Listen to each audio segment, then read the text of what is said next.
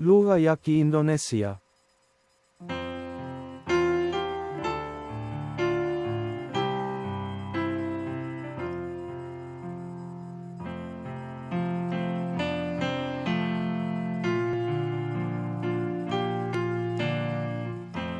Lugha ya Kiindonesia ni lugha ya kitaifa na rasmi kote Indonesia.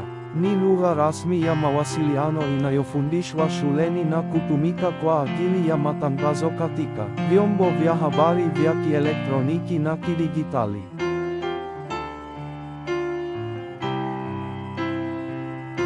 Indonesia ni mojawapo ya nchi zenye lugha nyingi zaidi, hasa lugha 3 duniani. Waindonesia wengi pia huzungumza lugha zao za kikanda au kikabila. Lugha zinazozungumzwa zaidi ni Javanese na Sundanese. Lugha hizi mbili za kikanda zimekuwa na ushawishi mkubwa katika lugha ya Kiindonesia yenyewe.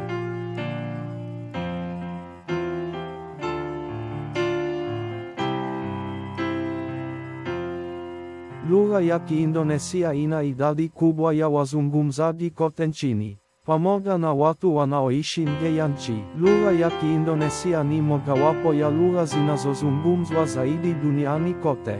Mbali na umuhimu wake wa kitaifa, lugha ya Kiindonesia pia inatambuliwa kama lugha rasmi katika nchi zingine, kama vile Timor Leste.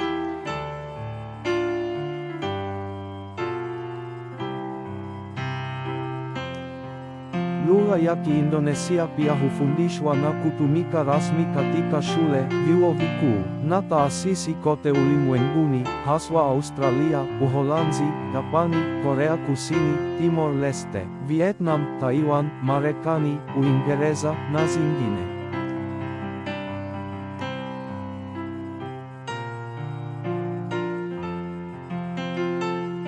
Msingi wa lugha.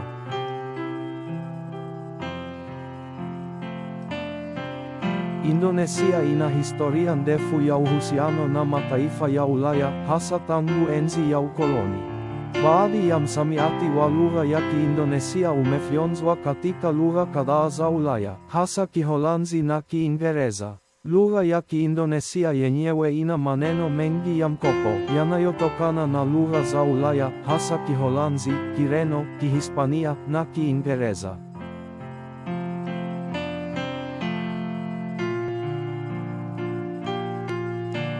Lugha ya Kiindonesia pia ina maneno ya mkopo yanayotokana na Kisanskriti, Kichina, na Kiarabu.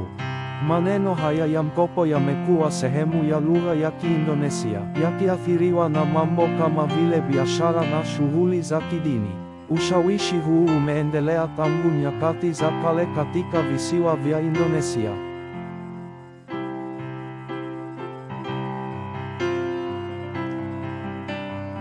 Msingi wa lugha sanifu ya Kiindonesia ni Ria au Malay. Baada ya muda, lugha hii imepitia mabadiliko kutokana na matumizi yake kama lugha ya kazi, katika utawala wa kikoloni na michakato mbalimbali ya usanifishaji tangu mwanzoni mwa karne ya 20. Kupewa jina la lugha ya Kiindonesia kulianza na tangazo la ahadi ya vijana mnamo Oktoba 28, 1928. Hii ilikuwa ni kuepuka hisia ya ubeberu wa lugha ikiwa jina Malay litaendelea kutumika.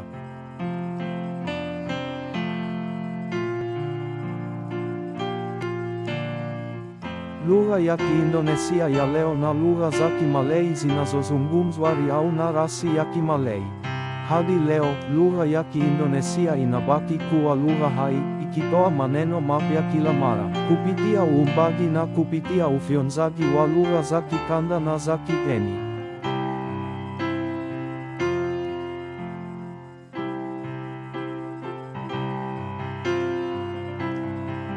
Hata hivyo, ingawa inaeleweka na kuzungumzwa na zaidi ya 90% ya Waindonesia, lugha ya Kiindonesia si lugha mama kwa wazungumzaji wengi.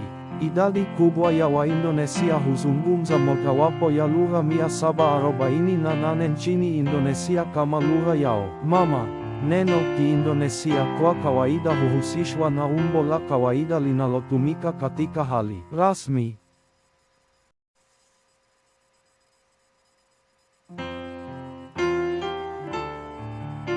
Aina hii ya lugha sanifu inahusiana kidiglossic na aina za lugha za Kimalay zinazotumika kwa mawasiliano ya kila siku. Hii ina maana kwamba wazungumzaji wa lugha ya Kiindonesia mara nyingi hutumia aina ya mazungumzo au kuichanganya na lahaja zingine za Kimalay au lugha yao ya asili.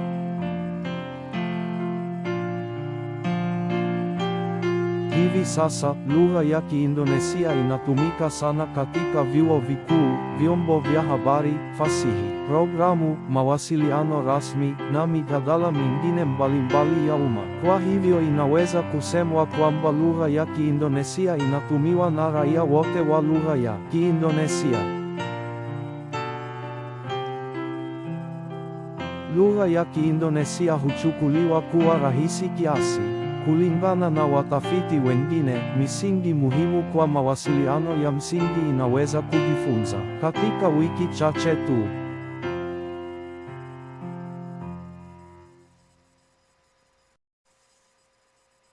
Na kukumbusha kuunga mkono chaneli hii kwa kubofya like, share, comments, subscribe, na kubofya ikoni ya arifa ili uweze kupata taarifa mpya kutoka chaneli hii.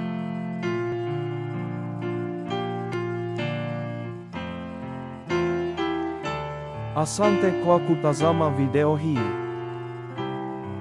Tutaonana kwenye video inayofuata.